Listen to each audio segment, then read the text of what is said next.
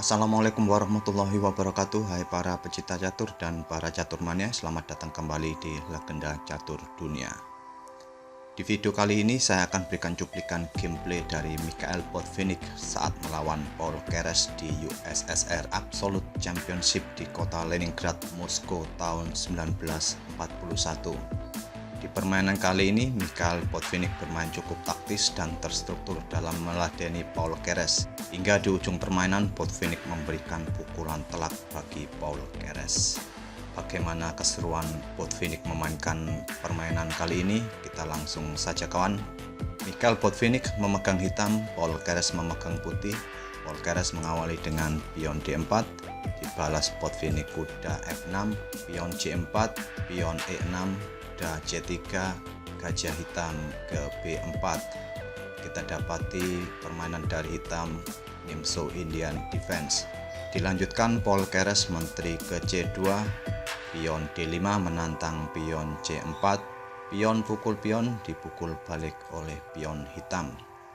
Selanjutnya Paul Keres melangkahkan gajahnya ke petak G5 mengepin kuda, pion H6 mengancam gajah, gajah mundur ke H4.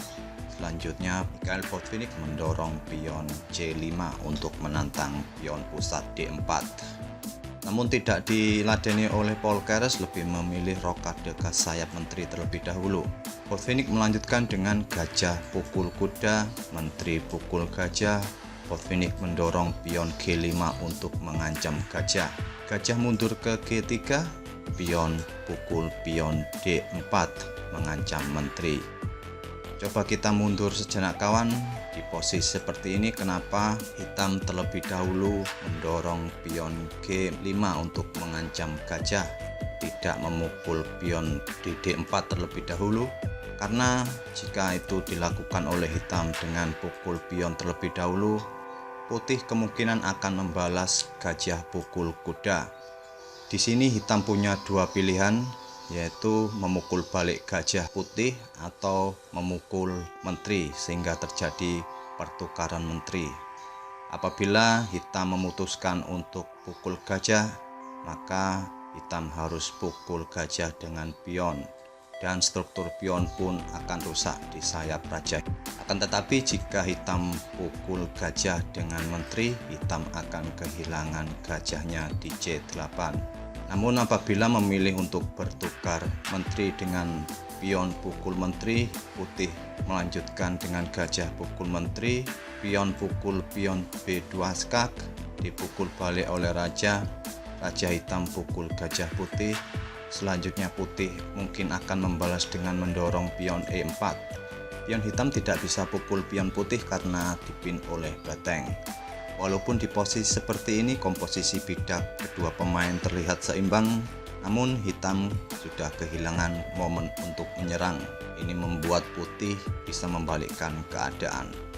Kita kembali ke permainan kawan-kawan.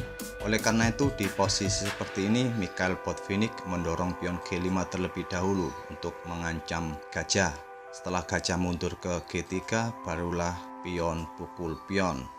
Paul Keres menjawabnya dengan menteri pukul pion. Botvinnik melanjutkan kuda ke C6 mengancam menteri. Menteri bergeser ke A4 mengepin kuda. Gajah hitam ke F5 mengontrol diagonal petak terang agar raja putih tidak bergeser ke petak yang lebih tertutup.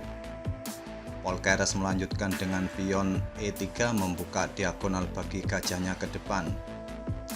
Beteng ke C8 menempati lajur yang sudah terbuka, berhadapan langsung dengan raja, sekaligus kedepannya membuka open serangan langsung kepada raja putih.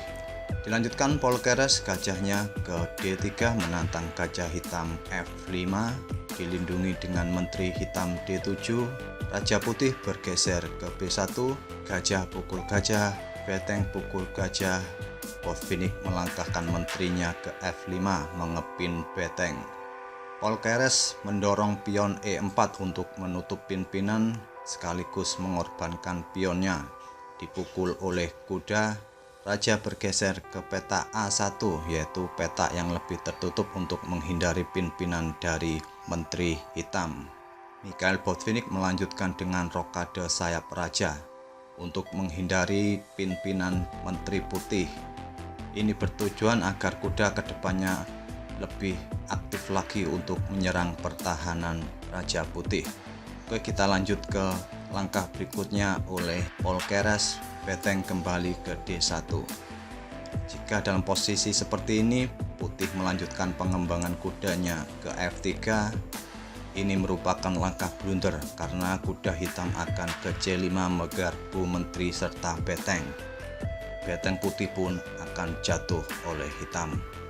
Oleh karena itu, Polkeres menarik betengnya kembali ke D1. Pion B5 lanjut, Mikhail Botvinnik mengorbankan pionnya. Ini merupakan langkah defleksi kawan, langkah pengalian agar Menteri Putih pindah dari petaknya setelah pukul pion. Botvinnik melanjutkan dengan mengorbankan kudanya di D4. Apabila di sini Putih pukul kuda D4, skak mat oleh beteng hitam di petak C1. Skak mat. Oleh karena itu, Polkeres menggeser menterinya ke D3 dari ancaman kuda. Kuda ke C2, skak. Raja ke B1, dan pukulan telak bagi Polkeres adalah kuda B4 mengancam menteri. Sampai di sini Polkeres menyerah. Jika permainan tetap dilanjutkan kawan dengan menteri ke E2, hitam akan melangkahkan kudanya ke D2, skak, open skak, double skak. Raja bergeser ke A1, ditutup skak mat oleh kuda C2, skak mat. Namun bila menteri ke B3, kuda akan tetap ke D2 open skak, double skak menggarpu menteri. Menteri Putih pun akan jatuh setelah raja bergeser ke A1 oleh kuda. Jika dipukul balik oleh pion, maka hitam akan melanjutkan menterinya ke D3 mengorbankan diri. Apabila Putih menjawabnya dengan kuda ke F3 mengkoneksikan dua betengnya, menteri akan ke petak B3 memukul pion. Ancaman skakmat di petak A2 tidak akan bisa dibendung lagi oleh Putih. Di posisi seperti ini, langkah terbaik bagi Putih adalah kuda F3. Namun Putih di sini akan kehilangan menterinya oleh kuda. Jika beteng pukul kuda, hitam melanjutkan dengan kudanya ke D2 skak. Dipukul balik oleh kuda putih, menteri pukul beteng skak. Raja ke A1, menteri pukul kuda. Sampai di sini hitam pun akan. Itulah kawan-kawan permainan cantik dari Mikhail Botvinnik, salah satu juara dunia berasal dari Uni Soviet. Terima kasih telah menyaksikan video kali ini. Jangan lupa subscribe, like, dan komen. Jika kawan-kawan ingin request video, silahkan request di kolom komentar. Assalamualaikum warahmatullahi wabarakatuh.